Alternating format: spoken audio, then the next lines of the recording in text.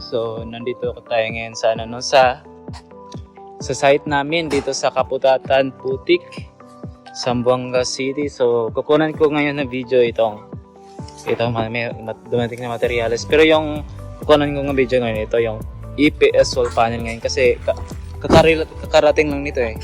Kinuha namin doon sa Vineyard ng Allison. Barko ng Allison yan.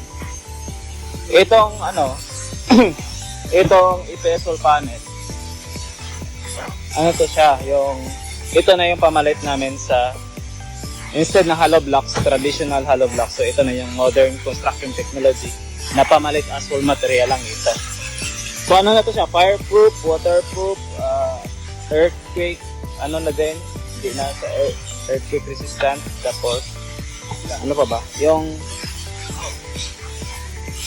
kahit mainit sa labas, hindi mainit sa loob. So, ito na yung modern. Yan. Dami yan. Para gagamitin yan para dito sa bahay. So, ayun o. So, at least, ano pa ba? Marami pa. Ano pa siya? Itong material din to, reusable din siya. Instead na, example, gigibayin nyo yung bahay nyo, mag-transfer kayo sa ibang, magpa-construct kayo ng bagong bahay naman, pwede pa siya gamitin.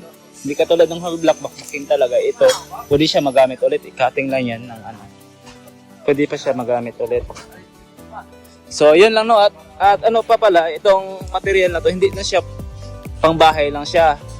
Pwede din siya pang commercial building, pang bodega, apartment, boarding house. Yan, kahit ano po. Yan, basta building. Residential, ito residential house. So, yun lang siguro no, at least nagka-idea kayo. Instead pala, ganito, magpakustra kayo ng bahay no. Tapos, example, gusto nyo itong gamitin, yung EPS wall panel na. So, instead na hollow block na rin. So, pwede rin, example, sa inyo yung structural, naka-structural na ng bahay nyo. Pwede sa amin lang din yung ipakyaw namin yung labor materials ng ng wall panel. Hindi din pwede na yung magbili lang kayo ng materials nito. Tapos yung iba, yung workers, ipa-install niyo, hindi din pwede kasi crucial kasi yung pag-install nitong wall panel nito. Tinitrain talaga yung mga workers para mag-install ng ayos. May trainer kami galing Manila talaga, pupunta dito sa Zamboanga para i-train yung mga workers paano ang tamang pag-install ng wall panel. Ayan. So instead, ganito din, instead na information bigay ko sa inyo, instead na kung may lupa na kayo tapos gusto niyo magpa-construct ng bahay or whatever building, commercial building ganon.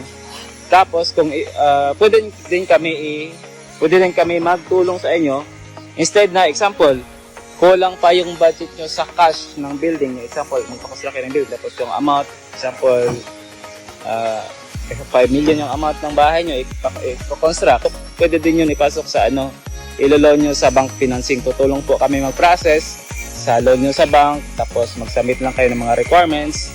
So, ganun po. I-submit nyo lang po sa office namin, kami na po tutulong sa inyo para mag-process sa bangko. Yun lang.